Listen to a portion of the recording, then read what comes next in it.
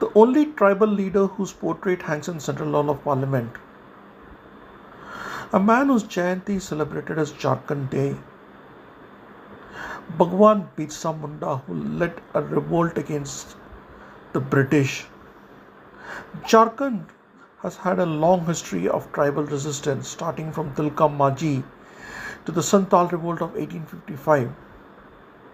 And among the most famous of such resistance was that of Bhagwan Birsa Munda, whose story we'll be looking into in today's video. Born in the heart of Jharkhand at Ulihatu on November 15, 1875, he was given the name of Birsa because he arrived on a Thursday as per the Munda custom. He lived a nomadic life, moving from Ulihatu to Kurumda in search of work, and this sharp mind caught the eye of his teacher, Salgana, who recommended him to a German missionary school. But soon his father withdrew him because resisting of the conversions and foreign influence. And Chaiba Sahib Barsa came under the guidance of Vaishnava devotee Anand Pandey.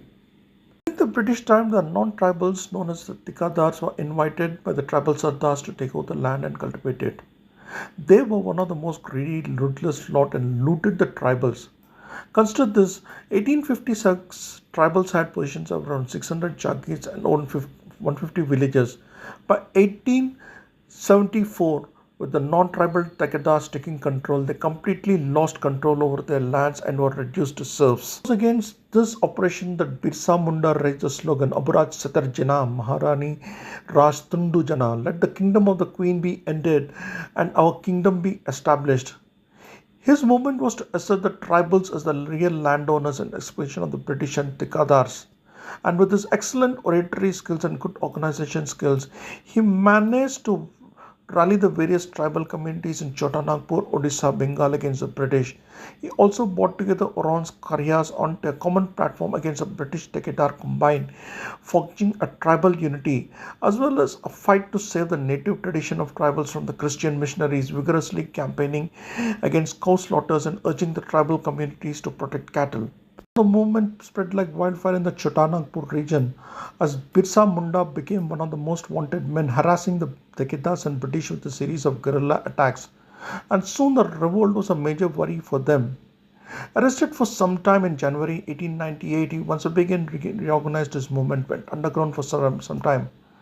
Around 7,000 assembled in December 1899 to herald the Ulgulan, or the Great Revolution that soon spread to Kunti, Tamar and Ranchi.